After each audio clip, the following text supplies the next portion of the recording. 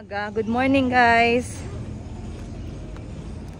Papunta ako dito sa malapit na restaurant sa bahay. Kasi ang tagal namin hindi nagkita ni Maring Sara. Dito na lang tayo umupo sa labas. Dito siguro kasi meron siyang payong. Masyado na tayong maraming damage ng araw. So, ang tagal namin hindi nagkita ni Maring Sara. So ngayon, inaya ko siya dito para makapagkape, makapagtsaa. And then pupunta kami sa bahay. Dahil ipapakita ko sa kanya yung mga gawang African na gusto ko sana i-train niya. At practicean niyang gawin para hindi natin alam, baka next time pupunta siya baka next time makaabot siya ng Pilipinas, makakapagdala siya ng mga African handmade products na gawa niya mismo. So yun yung nai-imagine ko. Masyado akong advance mag-isip, pero matutuwa yun si Maring Sara kasi naghahanap yun ng extra income. Alam nyo naman, hindi rin na ano din siya, masipag din siya na nanay, hands-on sa mga anak niya, at ayun lang, pa sideline nagtatahi konti-konti. Pero katulad nga ng sinabi ko, hindi madali yung buhay dito sa Uganda. Dapat marami kang sideline, dapat marami kang alam gawin. So papakita ko sa kanya yung robe kasi napakaganda ng robe, kayang-kaya yun ni Maring Sara. So pipili kami ng magagandang pattern and then gagawing robe, wrap around pants and wrap around skirt. At saka ano pa ba yung isa nakita ko, pamaypay. Maghahanap si Maring Sara, pero this time gagawin ni Maring Sara na special yung pamaypay by making case for each of the pamaypay. O diba, bongga. So titingnan natin, papakita ko sa kanya yung mga sample and then we'll see. Sabi ko nga sa kanya, bumisita ka naman sa Pilipinas, at kung bibisita ka, magdala ka naman ng negosyo. Para meron tayong pang extra income at meron din siyang pang extra income. Tuwang-tuwa naman siya at excited siya kasi sabi niya, gusto niya daw talaga akong bisitahin dun. So sana din, kasi si Maring Sara ay isa sa aking mga trusted, solid girlfriend dito sa Uganda. Mas close ako sa kanya kaysa sa iba. Siya talaga yung feeling mo, yung masasabi ko talaga sa kanya lahat, kasi nanay to nanay, wife to wife, ganun, friend to friend, ganun na mga scenario. So papunta na daw siya, nagmamaneho na siya ngayon kasi hinahatid sundo niya na yung mga bata. A few moments later. Ayan. Dumating na pala si Maring Sara, guys. Hello, Maring Sara. They always tell me Maring Sara is like a princess. And what do you think of me? Huh? Do I look like the princess assistant? Maybe.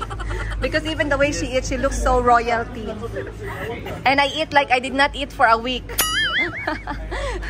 So this is what I ordered, guys. Egg with kamatis. And then we have here some nice bread. And Sara is there. We rarely do this, so we're going to have fun. Yeah.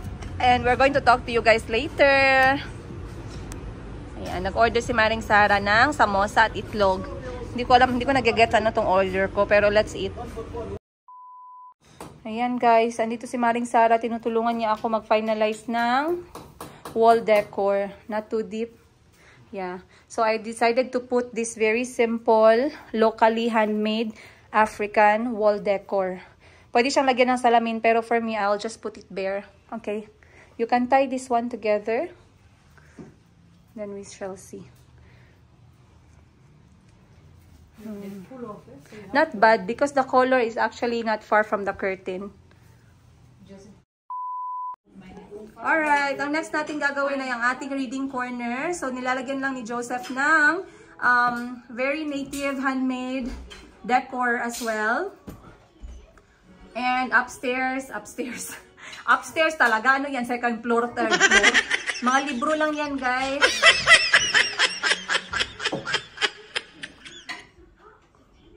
Careful when you...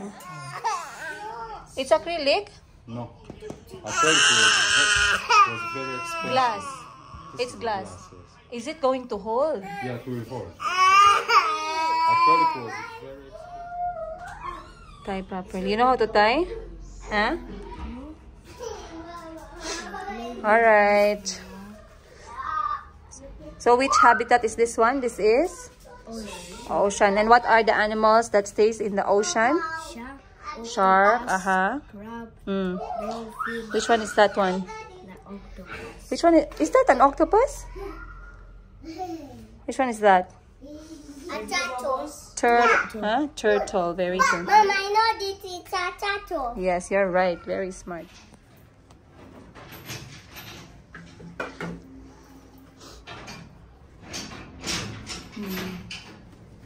Ayan guys, naglilinis na kami ng kusina ngayon para mapicturean na natin. So, we removed things here and they need to be cleaned. Kasi talagang yung mga gagamitin lang ng guest yung matitira. Yung iba, kailangan talaga siyang tanggalin. Like for here, we will just put the plates and bowls and also cooking pots. Then the other side is food container for serving and more plates. Then sa drawer na lang ilalagay namin yung kutsara, tsaka mga cups. Alright guys, hindi ko natapos yung pag-video ko dahil sobrang busy. Pero, this is how the reading corner looks right now. Konti lang yung dinagdag ko. Tinanggal ko na rin yung mga basurang hino-hoard natin. So, sa taas, nilagyan ko na lang ng, wait, tapatong tayo ng upan. Ayun.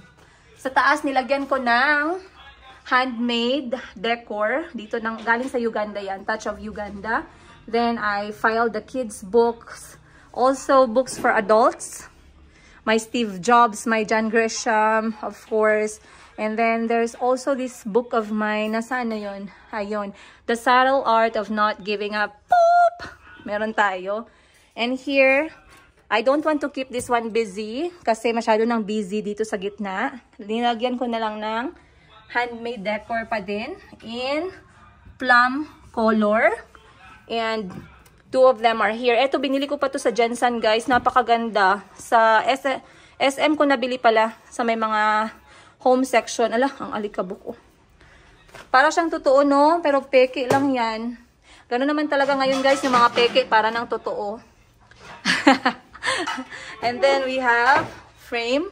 Enjoy every moment. Then dito sa baba, wala na yan dyan. Vacant na lang para hindi masyadong busy. Then, I took a photo of the kids' bedroom. Gagawa ako ng final video na short video para lang sa YouTube, para sa mga future guests. Pero, that's how it looks. Meron akong blanket na makakapal pero hindi ko na pinalagay. Bedsheet lang muna. Pillow. And a very small pillow in Hawaiian theme. O, diba? Tropical theme. And then, pinicturan ko na lang. So, that's how it looks right now. Very simple lang pala yan, guys. Tapos, bagong pinta. Then, here, gagawin kong stock room to, itong kwarto ni Auntie. And then, pakita ko sa inyo ang master's bedroom. Charan! In a warm yellow light, warm white. And this is how it looks right now. Ang ganda. Sobrang lambot, 100% cotton yan. At ngayon ko lang na-learn na meron palang tinatawag na Conti pillow, which is big and square. Pero meron tayong standard pillow, merong Conti pillow. Yun lang ang alam ko. And then, of course, I added this very simple, handmade wall decor. Normally, meron yan siyang salamin pero hindi ko pinalagyan. It's in dark green and also the natural color para magkaroon naman tayo ng konting decor sa wall. And the decor is not bad kasi nagbagay siya sa aking dark green. Or, nakalimutan ko anong tawag dito sa kulay na to. Ayan. Nagbagay lang siya sa cortina. So, merong electric fan. And then, I'm hoping to add a small working table here and a chair in yellow or mustard color naman. Para medyo mag-brighten up. O, diba? Kasi sabi ko, nung napili ko yung kulay ng cortina na yan, I said I wanted to play it with mustard. And I know green is always there. Any shades of green is always there because I love green. And then, yan na yung closet. So, dito merong master's toilet. Ayan, malinis naman siya. Basa lang kasi ginamit ng mga bata. And then, ayan na yung ating nagdi-drill. Dahil pinalagyan ko ng decoration ang wall. So, ayan. Ito pala from IKEA, pero kailangan ko siyang ayusin kasi dahil sa kakapunas at kakahugas, na-deform na yung kanyang shape, pero madali lang yung ayusin. And here in the living room, I added this detail. It's so good to answer back those bashers and haters. Charot. It's so good to be home. Andito siya. So later kukunan ko ng final na video. And this one is in size A2. Kaya malaki yan. Yay! Ayan na guys. Tapos na pagka-install. Nakita ko lang pala to siya online sa Pinterest. And then, naisipan ko siyang gayahin kasi sobrang basic niya lang. And wala masyadong maraming English. Nagpatira ka nga sa bahay mo. Inopen mo pa ng Airbnb. Tapos sumakit pa yung ulo namin kakabasa ng message. So, yan lang yung napili ko. Very simple. It's so good to be home. Ayan, ang size niya ay A2. And this is how it looks together with the dark velvet blue sofa na 3-seaters. So, lalagyan ko na lang yan dito ng square na pillows. Ang saya pala guys mag-furnish ng house. Charot! Masaya pag may pera. Pag may credit card, masaya. Pag may pautang. Masaya din pala yung magbagay-bagay lang. Pero dahan-dahan lang, wag masyadong excited. Kasi pag excited ka minsan, pangit yung kakalabasan. Pero I think so far, it's okay. Very simple.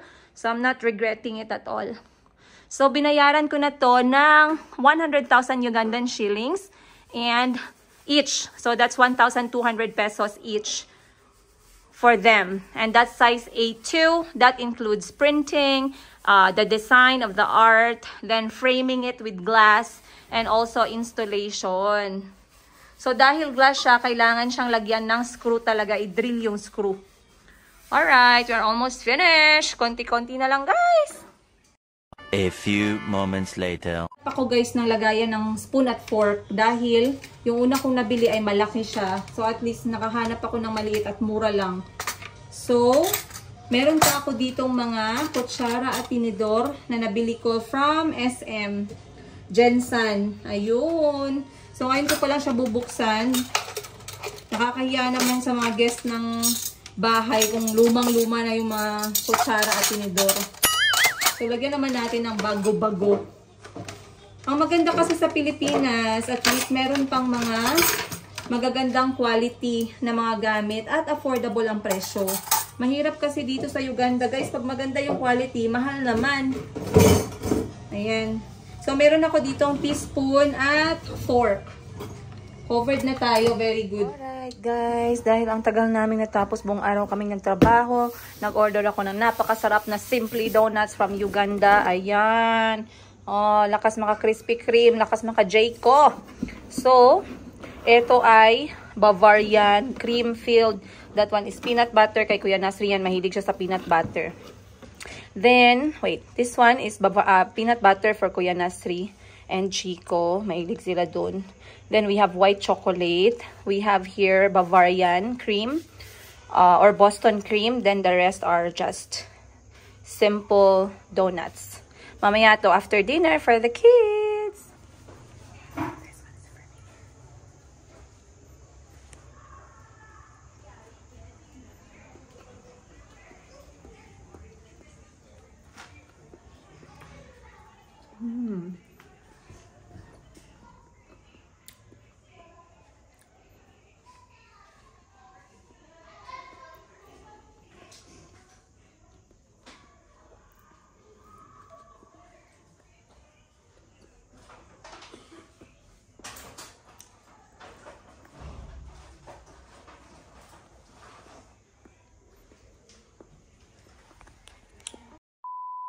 Yan, time check. Gabing-gabi na, guys. Meron kaming bisita. Ang pangalan niya ay si Ligi. Alam ko marami naghahanap sa inyo kay Chico. Ilang araw siyang hindi nagpakita. Busy siya, guys, eh, oh. Sa sobrang busy niya, yung pangalan ng customer nasa ano niya, noo. Hoy, Ligi, nagbayad ka na ba? Oy. Gumagawa ng homework si Muhammad Ali, guys. Marami siyang homework. So, ayan. Bantay Bata 163 tayo na gumagawa talaga siya. Napaka-ano ng batang to. Chinek ko lahat ng homework, guys. Ginawa ng kaibigan niyang grade 4. Pinagalitan ko talaga. Sabi ko sa kanya, paano ka makasurvive sa bansang Pilipinas at bansang Uganda kung hindi ka marunong gumawa ng homework? Ay, nako. Yes, continue.